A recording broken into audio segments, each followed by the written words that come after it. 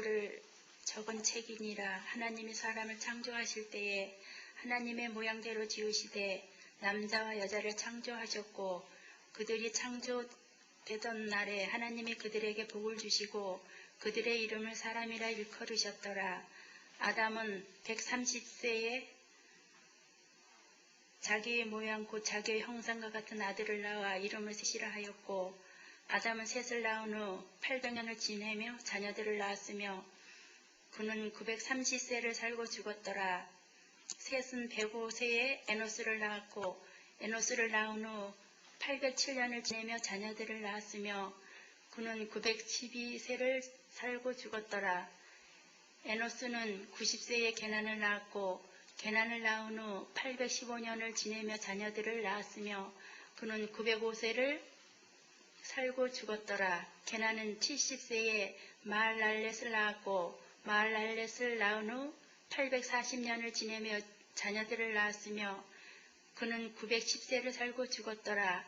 마할랄렛은 65세에 아렛을 낳았고, 아렛을 낳은 후 830년을 지내며 자녀를 낳았으며 그는 895세를 살고 죽었더라. 아렛은 162세에 에녹을 낳았고, 에녹을 낳은 후 800년을 지내며 자녀들을 낳았으며 그는 962세를 살고 죽었더라. 에녹은 65세에 무드셀라를 낳았고, 무드셀라를 낳은 후 300년을 하나님과 동행하며 자녀들을 낳았으며 그는 365세를 살았더라. 에녹이 하나님과 동행하더니 하나님이 그를 데려가심으로 세상에 있지 아니하였더라. 무드셀라는 187세에 라멕을 낳았고, 라멕을 낳은 후 782년을 지내며 자녀를 낳았으며 그는 969세를 살고 죽었더라. 라멕은 182세에 아들을 낳고 이름을 노아라 하여 이르되, 여호와께서 땅을 저주하심으로 수고롭고 일하는 우리를 이 아들이 아니하리라 하였더라. 라멕은 노아를 낳은 후 595년을 지내며 자녀들을 낳았으며 그는 777세를 살고 죽었더라. 노아는 500세 된 후에 셈과 함과 야벳을 낳았더라. 이것은 하나님의 말씀입니다. 지난 주일 수요일 말씀 제목이 뭐죠? 예. 저 여기 있습니다. 네, 저 여기 있는데 자신 있게 대답하셨는데, 그가 어디 있느냐? 예, 아주 훌륭한 학생입니다. 훌륭한 학생이에요. 그 전주가 내가 어디 있느냐? 누가 누구에게 질문한 것입니까? 하나님이 아담에게 질문했고, 그가 어디 있느냐? 내 아우 아벨이 어디 있느냐? 누가 누구에게 질문했습니까? 하나님이 가인에게 내 아우 아벨이 어디 있느냐? 그가 어디 있느냐? 우리가 나만 잘하면 된다 하는 차원을 넘어서 우리 이웃을 살피는 자리까지 나아가야 되죠. 내 남편이 어디 있느냐? 내 아내가 어디 있느냐? 내 자녀가 어디 있느냐? 이것은 어떤 장소적인 의미라기보다도 내 남편을 잘 공경하는가? 내 아내를 참 사랑하고 있는가? 내 자녀를 하나님의 마음으로 잘 양육하고 있는가? 내 자녀가 어디 있는가? 내 이웃이 어디 있는가? 이런 질문으로 우리가 이해할 수가 있습니다. 참고로 우리 크리스찬들이 하나님의 자녀로서 내 이웃을 살피는 것, 하나님의 또 명령이기도 하고 우리의 또 특권이기도 합니다. 우리가 그가 어디 있느냐 이런 자리까지 항상 우리의 의식이 폭넓게 넓혀져야 되겠습니다. 오늘 말씀은 인류의 계보에 대한 말씀입니다. 족보입니다. 족보인데 성경에 보면은 이런 족보들이 곳곳에 나타납니다. 족보를 읽을 때 어떻게 여러분 대하신가요? 좀 딱딱하니까 그냥 지나쳐버리죠. 그렇지만 족보 안에 굉장한 하나님의 메시지가 있다는 것을 우리가 또 깨닫곤 합니다. 오늘 아담의 계보, 족보를 같이 살펴보면서 하나님께서 얼마나 우리 사람을 사랑하시는가, 사람은 얼마나 또 존귀한 존재인가, 또 우리도 다른 사람을 생각할 때 어떻게 하나님 마음으로 그들을 바라봐야 될 것인지 한번 나누는 시간 됐으면 좋겠습니다. 우리 사람들은 존귀한 존재들입니다. 흑인이 됐든 백인이 됐든 황인이 됐든 어린아이든 어른이든 상관없습니다. 그 누구나 다 존귀한 사람들입니다. 이스라엘 백성도 존귀하고 팔레스타인도 존귀한 자들입니다. 다 하나님이 창조하신 하나님의 피조물들이죠. 하나님 선수 지으셨죠. 그래서 존귀합니다. 우리는 먼저 사람은 존귀하다. 인간의 존엄성에 대한 우리 경각심을 다시 한번 가져야 됩니다. 당연한 이야기인 것 같지만은 너무너무 우리 인간의 생명을 쉽게 생각하는 그런 경향들이 지금 일어나고 있기 때문에 그렇습니다. 지난 주일 밤 자정, 이 지구에 70번째 아기가 태어났습니다. 물론 정확한 데이터는 아닙니다. 그걸 어떻게 알겠어요? 필리핀에서 태어난 아기인데 70억 번째로 태어났답니다. 70억. 억소리가 나잖아요. 얼마나 많은 사람들이 지금 이 세상에서 살고 있는지 모릅니다. 12년 전에 1999년에 60억 돌파했습니다. 12년 만에 10억이 된 거예요. 70억. 이제 곧 있으면 100억 소리 날 겁니다. 100억. 사람들이 많아졌다는 것이죠. 상대적으로 인간의 존엄성이 점점 무시되고 있습니다. 더 많을수록 그런 경향들이 더 나타나요. 옛날에도 물론 있었죠. 옛날에 가인이 아벨 죽이는 거 보십시오. 옛날에도 있었습니다. 이것은 새로운 문제가 아닙니다만은 인류가 더 많아질수록 더 악해진단 말이죠. 인간에 대한 존엄성이 점점 사라집니다. 그냥 밟히는 게 사람이다 이런 생각들을 하고 있는 세태 속에 우리가 살고 있습니다. 그러나 이 아담의 세대나 지금이나 하나님 똑같은 마음으로 한 생명 한 생명 존귀하게 계신다 하는 사실이에요. 많든 적든 모양이 어떻게 생겼든 상관없습니다. 하나님은 그 한 생명 한 생명을 귀하게 여기신다 하는 것입니다. 태 속에 있는 생명도 온전한 생명을 여기십니다. 그래서 우리 크리스찬들은 낙태하는 것, 이것은 하나님 앞에 죄인 것을 알아야 됩니다. 낙태 안 됩니다. 안 돼요.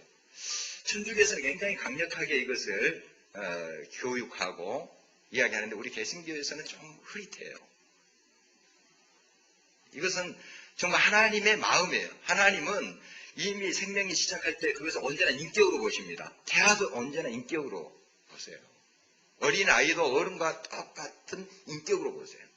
반쪽 인격이 아니라 언제나 인격이에요. 다 귀한 존재들이죠. 태아도 마찬가지예요. 그래서 우리 예수님 믿는 사람들은 이 태 속에 있는 생명도 하나님이 얼마나 존귀하게 여기고 있는가, 귀한 존재인가 하는 것을 알아야 됩니다. 우리 사람은 존귀한 존재다. 하나님께서 직접 빚으시고 그 안에 뭘 집어넣으셨어요? 생기를 집어넣으셨습니다. 다른 동물도 다 있는데 생기를 집어넣은 피조물은 바로 우리 사람과 또 한 가지 있는데 뭐겠어요? 천사들. 천사들, 하나님의 영에 이끌림 받은 천사들. 거기에 하나님의 영이 있습니다. 우리 사람에게 생기를 불어넣어줬다는 것은 하나님의 영을 불어넣어준 거예요. 우리 인간이 범죄로 말미암아서 그 생기를 사장시켜버린 거죠. 그래서 예수 그리스도가 오셔서 그걸 회복하신 거예요. 예수 그리스도가 다시 오셔서 하나님과 우리 사이에 막힌 담을 허시고 화해케 하시고 하나님의 영이 우리 가운데 역사하시도록 하신 거예요. 그래서 이 하나님께서 육신을 입고 이 땅에 오셨어요. 그분이 예수 그리스도죠. 그래서 우리는 예수 그리스도의 은혜로 다시 영의 사람으로 초대를 받은 것입니다. 우리 안에 하나님의 영이 계십니다. 존귀한 자죠. 여러 동물들이 있지만 또 인간하고 비슷한 동물이 원숭이를 하지 않습니까? 침팬지. 그러나 그 안에는 영이 없습니다. 우리는 원숭이가 우리의 조상이 아님을 알죠. 그렇게 주장하는 사람도 있지만 아니에요. 하나님께서 직접 생기를 우리들에게 불어주셨어요. 영혼이 있는 존재들입니다. 그러니까 달라요. 우리의 육신은 흙으로 돌아가지만 그 영혼은 어디로 갑니까? 하나님께로 가는 거예요. 하나님께서 불어넣어 주셨고 우리는 돌아가는 거예요. 다시. 하나님께로 그 영이 나왔잖아요. 생기가 나왔잖아요. 우리 인간에게 온 그 생기는 다시 하나님께 돌아가는 겁니다. 다시 하늘나라로 가는 거예요. 바로 이것이 성경에서 증언하는 것입니다. 그러므로 하나님이 직접 우리를 빚으시고 그 안에 하나님의 영을 부어주셨다. 존귀한 것이죠. 그리고 그 영을 통해서 우리가 하나님과 교통하게 되는 것입니다. 우리 인간이 유한한 죄 속에 빠지는 우리 인간이 예수 그리스도로 말미암아 그 하나님의 영의 회복을 받아서 하나님과 교통하게 된 것이죠. 하나님과 대화할 수 있게 되고 하나님 앞에 담대히 나가서 말씀드리기도 하고 교제하고 하나님을 사귀면서 살도록 그렇게 하신 거예요.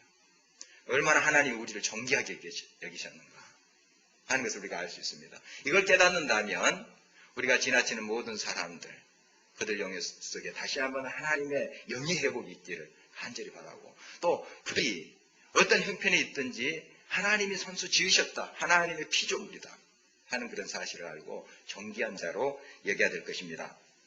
다시 한번 1절 말씀 한 목소리 읽어보도록 하겠습니다. 이것은 아담의 계보를 적은 책이니라. 하나님이 사람을 창조하실 때에 하나님의 모양대로 지으시되.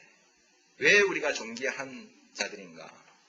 하나님이 자신의 모양대로, 형상대로 우리를 지으셨습니다. 얼마나 사랑했으면 자신의 형상을 따라서 지었을까요? 하나님의 사랑이 묻어나는 것입니다. 하나님의 형상, 우리가 보이는 그런 형상은 없으십니다. 그러나 어떤 속성, 성품, 이것을 의미하는 거죠. 하나님의 그러한 속성, 성품을 닮아가는 그런 인간 우리를 창조하신 것입니다. 2절 말씀 계속해서 읽어보겠습니다. 남자와 여자를 창조하셨고 그들이 창조되던 날에 하나님이 그들에게 복을 주시고 그들의 이름을 사람이라 일컬으셨도다. 남자와 여자를 창조했습니다. 서로 돕는 배필 허락해 주신 것이죠. 서로가 하모니를 이루면서 살라고 남자와 여자를 창조해 주셨습니다. 그래서 우리는 서로 사랑하는 존재로, 서로 돕고 서로 이해하는 존재로 우리가 지음을 받았습니다. 그리고 사람이라는 이름을 누가 붙여주셨다고요? 하나님이 붙여줬습니다. 동물들은 누가 이름을 붙였을까요? 아담. 우리 지난 시간에 또 살펴본 바입니다. 지지난 시간에. 아담이 다 지었습니다. 기린, 코끼리 다 이제 이름을 붙인 거죠. 물론 언어마다 조금씩 다르겠지만 이 사람이 그 동물들의 이름을 붙여준 거예요. 그런데 유독 사람만은 하나님이 이름을 붙여줬습니다. 얼마나 귀한 이름입니까? 사람이라는 거. 아담이란 단어입니다. 똑같습니다. 아담, 이 사람 다 똑같은 거예요. 흙이라는 그 단어가 아담입니다. 아담. 흙에서 왔으니까요. 이렇게 하나님께서 우리를 손수 빚으시고 복 주시고 그리고 이름까지 붙여주셨어요. 하나님이 이름을 붙여주셨어요. 얼마나 존귀한 자들입니까? 사람이라는 그 존재가 얼마나 가치 있는 것인지 하나님이 직접 이름을 붙여줬거든요. 이름표를 붙여줬거든요. 사람. 하나님이. 나뿐만 아니라 또한 이 모든 사람들에게 하나님께서 이런 사랑을 베풀어 주십니다. 아직까지 죄 속에 있는 자들, 우리를 통해서 그들을 건지시기를 원하는 하나님의 열망을 우리가 알아야 됩니다. 이렇게 우리를 존귀한 사람으로 세우셨다 하는 것입니다. 그러면 이 사람의 일생이 어떤 것인가 하는 것을 다음 차례 좀 살펴보도록 하겠습니다.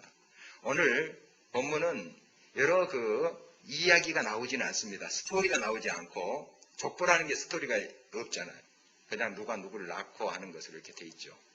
보통. 그런데 좀 특이한 것은 그 안에 스토리가 조금씩 짤막하게 나옵니다. 오늘 족보에 보면 그 스토리를 좀 살펴보겠습니다.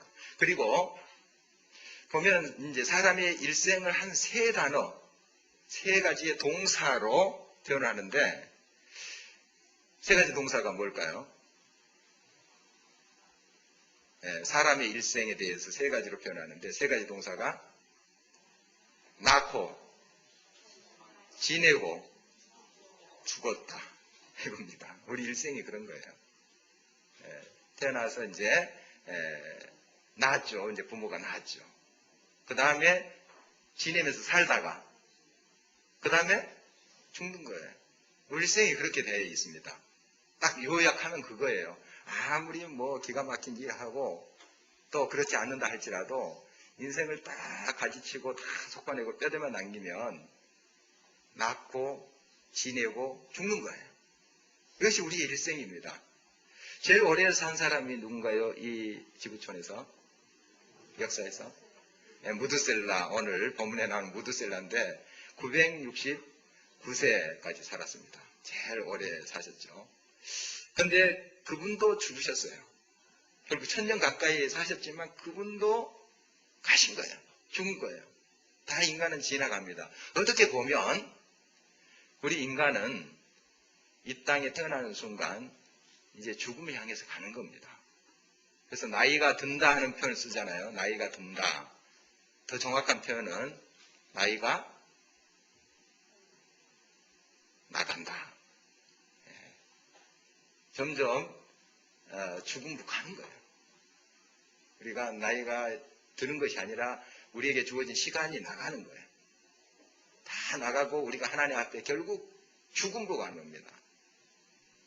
항상 우리가 그러므로 이 죽음에 대해서 항상 생각할 수 있어야 됩니다.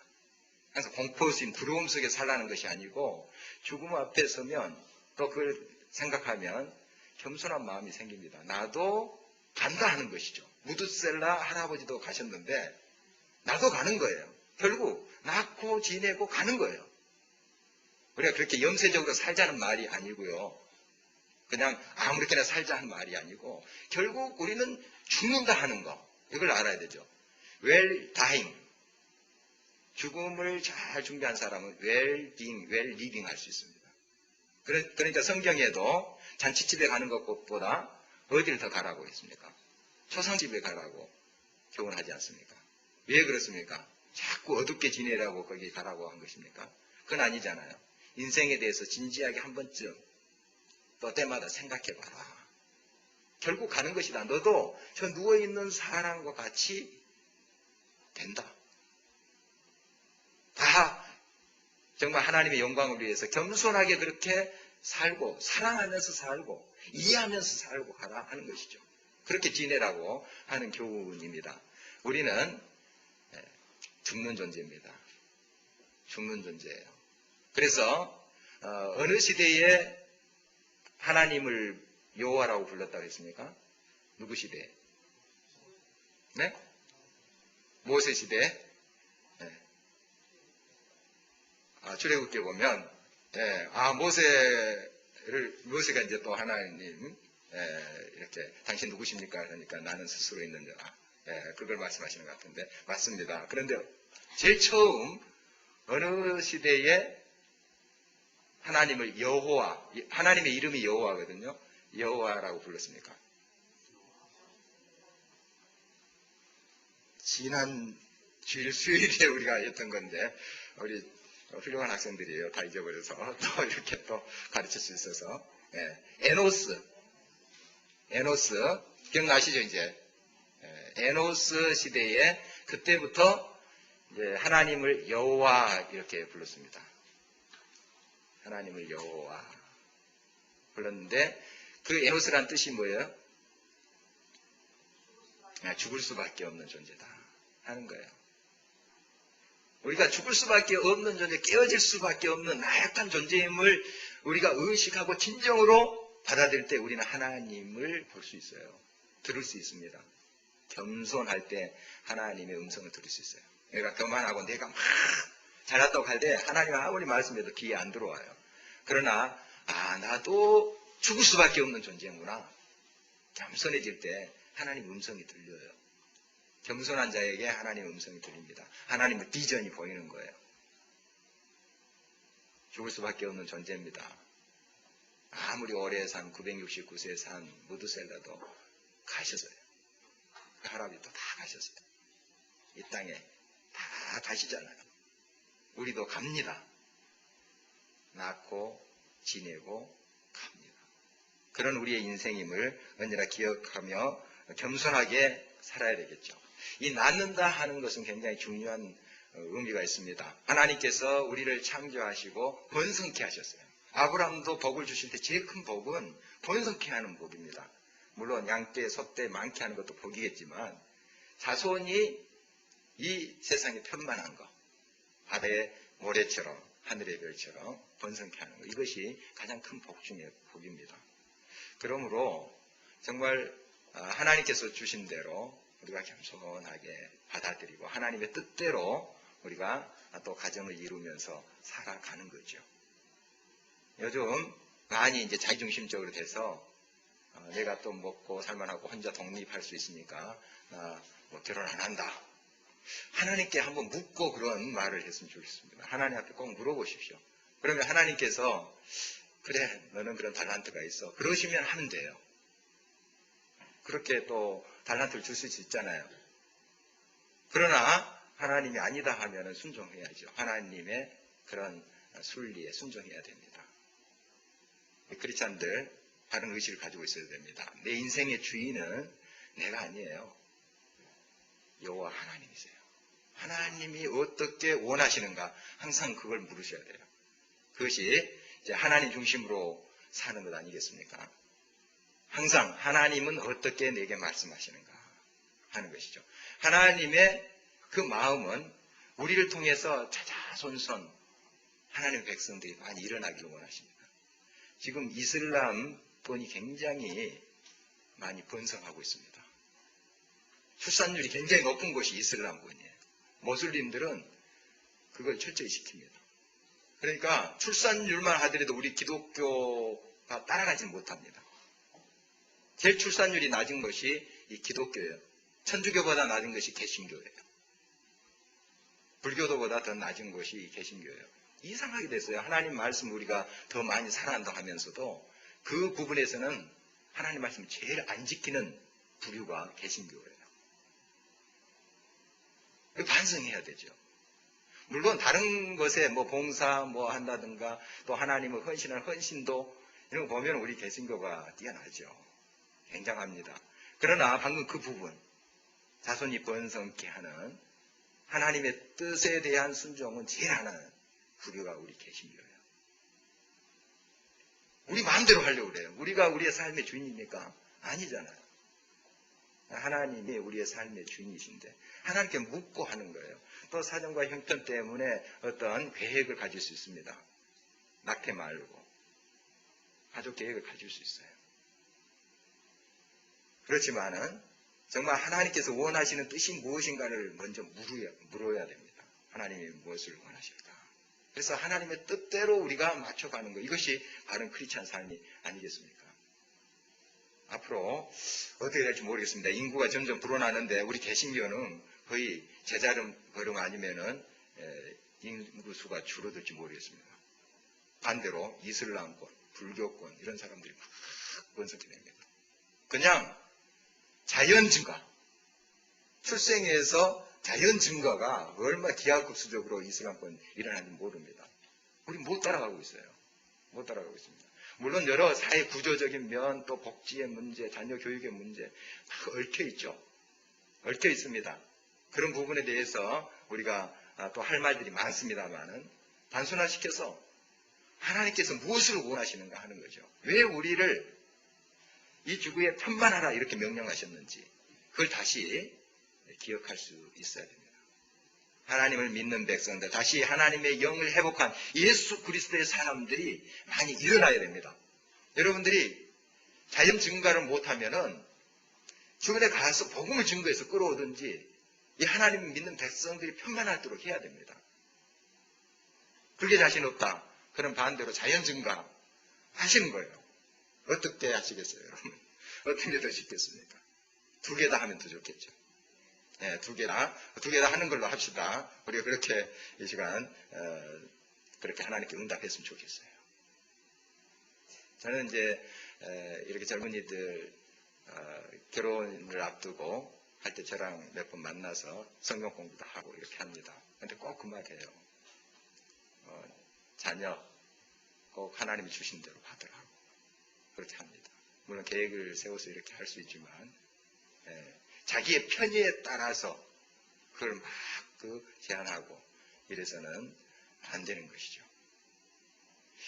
자, 많은 고민이 될 것입니다만은 우리가 하나님의 뜻이 무엇인가, 하나님이 원하시는 것이 무엇인가, 생명에 대해서 하나님께서 원하시는 무엇인가, 이걸 근본적으로 한번 생각해 보라는 겁니다. 그리고 하나님의 뜻대로 우리가 응답하는 것이 중요하다 하는 것입니다. 오늘 이제 이 족보에 보면 두 사람의 스토리가 짤막하게 나옵니다. 다른 사람들은 낳고 지내고 죽었다. 이렇게 이제 거의 그 패턴으로 이 족보가 기록됩니다. 그런데 딱 두 사람은 좀 그 안에 스토리가 나옵니다. 그 사람들의 이름이 이제 에녹과 노아라는 사람입니다. 먼저 이제 에녹을 살펴보도록 하겠습니다. 21절, 22절을 한번 보겠습니다. 22절 같이 한번 다시 보겠습니다.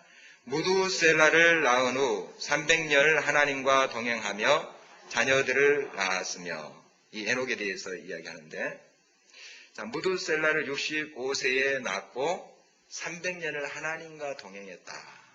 하나님과 동행했다 하는 표현을 쓰고 있습니다. 다른 이제 사람들은 낳고 지내고 죽었다 했는데 이 사람은 좀 특이하게 표현을 하고 있죠. 하나님과 동행했다. 다른 그 조상들은 하나님을 알지 못했을까요? 알았을 것입니다. 아담이 이야기했을 거예요. 그래서 가인과 아벨도 하나님께 제사 드리고 하잖아요. 그거 가르쳤을 거예요. 하나님에 대해서 알지만은 왜 특별히 에녹이 하나님과 동행했다. 이 동행하다 하는 그 할라크라는 동사는 걷다, 그리고 사귀다 하는 단어입니다.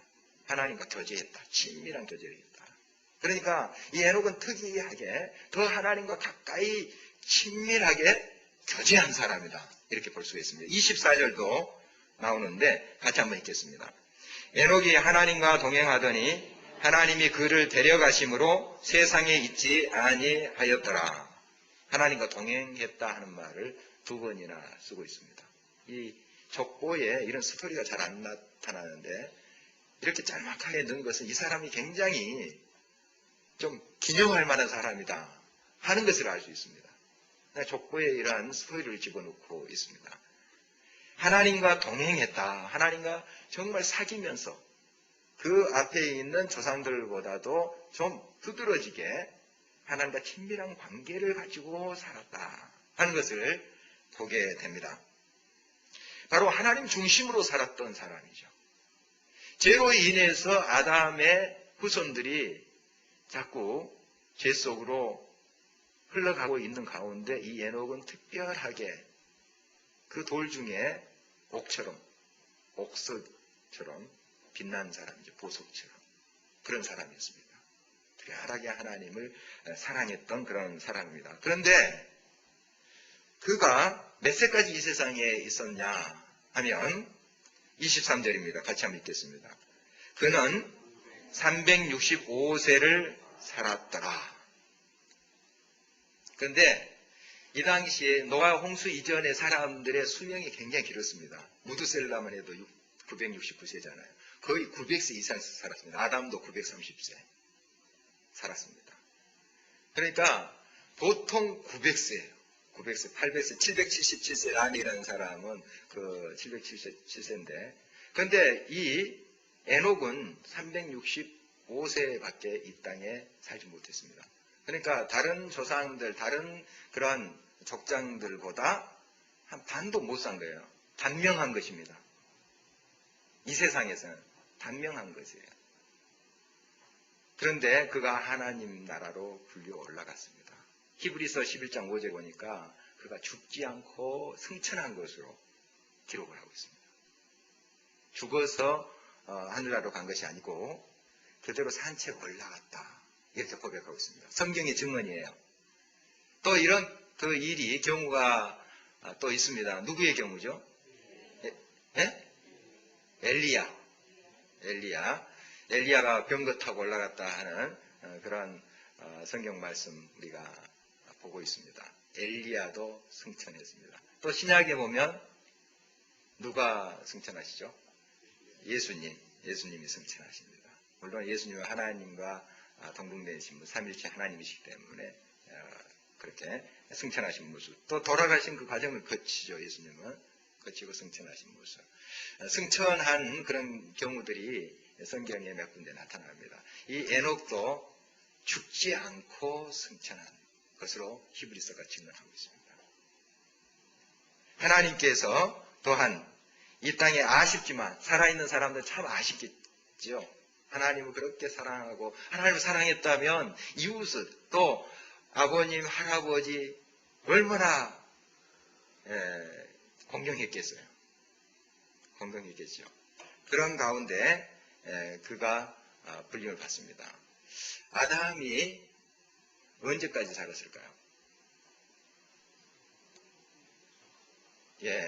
보통 이제 아담 이후에 이제 셋이라든지 그 이후에 쭉 사람들 보면 뭐 65세, 100세 이전에 첫 아들을 낳습니다. 첫 아들을 낳고 좀 늦은 분들은 180 몇 세까지 이렇게 첫 아들을 낳아요. 그러면은 그 연수를 쭉 더해 보면 어떻게 되느냐? 아담이 계속 살아있는 것을 볼 수 있습니다.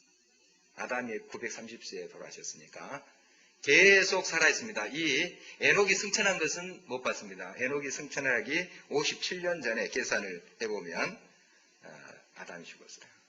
에녹이 승천하기 전에 돌아가셨는데 에녹이 태어난 것은 보고 간 거죠. 보고 간 것입니다. 그 정도로 오랫도록 사신 거예요. 아담이. 그러니까 몇 대를 보는 게 모릅니다. 930년까지 살았으니까요. 그리고 성경에 보면은 지금 이제 몇 사람들 족보가 나오는데 그 사람들만 산 게 아니에요. 그 사람들 숫자 세보면 몇십 명 안 되잖아요. 수많은 자손들을 낳았을 것이라 봅니다. 한 1000년 동안 살면서 아들만 낳았을까요? 딸도 낳았습니다. 아들과 딸을, 자녀를 낳았다 했으니까 아들과 딸을 낳은 거예요. 수많은. 그러나 대표적인 사람만 이렇게 족보에 올린 거예요, 지금. 그런 사람들 다 집어넣으면 이것이 몇 년이 될 줄 모르는데 어디 다 기록할 수 있겠습니까? 그래서 이 창세기 1장부터 11장을 원역사를 하는데 원역사는 굉장히 압축되어 있고 이것을 우리가 막 우리 식대로 해석하고 우리의 상식으로 해석하려고 하면은 억지가 생깁니다. 그래서 어떤 사람은 거기에 지금 나오는 족장들의 나이를 보태면은 불과 몇 천 년 안 돼요. 인류의 역사가 이것밖에 안 되겠습니까? 그래서 몇 천 년이다. 뭐 이렇게 이야기하는데 뭐 우리나라 또 뭐 5천 년 역사 이야기하고 하잖아요. 그렇게 계산해서는 안 됩니다. 틀린 거예요. 틀립니다. 이건 굉장히 압축된 역사예요. 원역사는. 그리고 사람들 다 기록할 수가 없어요. 그 많은 사람들 어떻게 다 기록합니까? 이렇게 대표적인 사람만 이렇게 나타난 것을 볼 수가 있습니다. 그리고 아담은 계속해서 이렇게 또 후손들을 많이 보고 있는 것을 봅니다. 또 그 할아버지, 고조 할아버지, 증조 할아버지 다 있겠죠. 그런 가운데 희로애락이 왜 없겠습니까? 그 지내며 이런 단순하게 그 생애를 그렇게 이야기했는데 거기에 희로애락이 다 들어가 있는 겁니다. 누가 몇 대 손이 합격했더라. 아담 할아버지가 야 기분 좋다. 그러다가 또 몇 대 손녀가 또 수능에 실패했다. 그러면 또 아담 할아버지가 또 예를 들자면 또 슬퍼하시고 아마 그랬을 거예요. 희로애락이 다 들어있는 겁니다. 거기에. 그러나 하나님께서 이 모든 삶을 또한 아름답게 갖고 가시고 인도하시는 모습을 보게 되죠. 자, 그 다음에 노아를 한번 살펴보도록 하겠습니다. 자, 28절 말씀 같이 한번 읽겠습니다. 라멕은 182세의 아들을 낳고 29절 이름을 노아라 하여 이르되 여호와께서 땅을 저주하심으로 수고롭게 일하는 우리를 이 아들이 아니하리라 하였더라. 노아의 아버지가 누구죠? 라멕입니다. 라멕인데 이 라멕이 특별히 노아를 낳고 그 이름을 지었습니다. 그 이름의 뜻이 안위하다, 이로하다 하는 뜻인데요. 물론 이제 라멕의 그 위에 족장들도 다 하나님을 알고 했을 것입니다만은 이 라멕은 특별히 정말 또 하나님을 섬기고 하나님 앞에 예배한 자로 보입니다. 왜냐하면 이런 신앙적인 고백으로 아들의 이름을 짓습니다. 그리고 이 라멕 당시에 굉장히 더 죄악이 심해진 것 같습니다. 오늘 보니까 여호와께서 땅을 저주하심으로 수고롭게 일하는 우리를 이 아들이 아니하리라 하면서 하나님의 마음을 가지고 아들의 이름을 지는 것 보아서 정말 얼마나 하나님 앞에 그 시대를 보면서 기도한 사람인가 하는 걸 볼 수 있습니다. 정말 안타까워하면서 하나님께 기도한 사람. 그 아버지의 믿음을 받아서 노아가 참 하나님을 신실히 섬기는 사람이 되었다 하는 것을 알 수 있습니다. 노아가 단지 그냥 하늘에서 아멘 믿습니다 하고 믿음 좋은 채로 떨어진 것이 아니라 그 아버지 라멕이 그런 기도의 사람이었다 하는 걸 볼 수 있습니다. 그 당시의 형편과 사정과 정말 땅이 신음하는 모습을 고민하면서 하나님 앞에 기도했던 사람. 그러니까 그 기도의 유산, 그 신앙의 유산을 이 노아가 받은 겁니다. 그래서 노아가 태어난 거예요. 노아가 가능한 것입니다. 신앙의 유산, 얼마나 중요합니까? 물론 아담이 쭉 제사 드리는 방법, 그래서 가인과 아벨의 제사 드리고 하지 않습니까? 이건 가르쳤을 거예요. 또 하나님을 어떻게 섬겨야 된다. 우리는 실패했지만 너희들은 이렇게 죄를 지지 말고 살아라. 얼마나 교훈했겠어요. 또 자자손손 자녀들 모아놓고 아마 이야기 많이 했을 겁니다. 근데 특별히 또 이 라멕이라는 사람, 또 그 신앙의 전통이 노아에까지 가고 있는 것을 봅니다. 우리가 다음 시간에 살펴볼 그 노아와 방주, 구원의 방주 이야기 속에서 보면 이 노아가 얼마나 신실하게 하나님을 믿었는가 하는 걸 알 수 있습니다. 그것은 단순히 노아가 개인적으로 그런 신앙을 얻는 것이 아니라 자기 아버지 라멕의 신앙의 유산을 받았다 하는 것을 우리가 볼 수가 있는 것이죠. 그리고 노아는 언제 첫 이제 아들을 낳게 되는가 하면 32절 말씀 같이 읽겠습니다. 노아는 500세 된 후에 셈과 함과 야벳을 낳았더라. 좀 다른 족장들과 특이하지 않나요? 뭐가 좀 다릅니까? 늦게 낳았어요. 늦게. 다른 족장들 100세 이전에 이제 첫 아들을 낳고 적어도 200세 이전에는 낳았는데 500세 된 후에 낳은 거예요. 굉장히 늦게 낳은 것이죠. 이 당시에 일부러 노아가 가족 계획해야 되겠다 하면서 안 낳았을까요? 그건 아니잖아요. 기다렸을 거예요. 왜 이렇게 하나님께서 내게 안 주시지? 하고 기다렸을 것입니다. 500년을 기다린 거예요. 물론 어렸을 때는 기다리지 않았지만 그 결혼하고 나서 이제 친다면 500년 가까이 되지 않겠습니까? 결혼하고부터 치더라도. 정말 기다림의 사람입니다. 이 사람은. 나중에 이제 노아의 홍수 때도 보면 아는데 이 사람 기다림의 사람이에요. 기다림은 믿음 없으면 안 됩니다. 포기해버려요. 믿음 없으면 금방 포기해버립니다. 좀 어려우면 신앙까지 놔두는 사람도 있습니다. 하나님 안 들어준다. 기도하다가 또 조금 하나님이 더디시면 그냥 포기해버리는, 기도 포기해버리는 그런 경우도 얼마나 많습니까? 우리 믿는 사람조차도. 노아는 하나님이 약속하신 것을 끝까지 기다린 사람이에요. 500년 동안을 자녀를 기다립니다. 그리고 얻습니다. 얼마나 놀라운 사람이에요. 이 믿음을 우리가 본받아야 되겠습니다. 이제 온 인류가 하나님의 심판을 받게 되죠. 그리고 노아가 이제 제2의 아담이 됩니다. 다 멸절되고 노아 가족만 살잖아요. 그래서 노아의 별명이 제2의 아담이라고도 합니다. 제2의 우리 인류의 시조라고 합니다.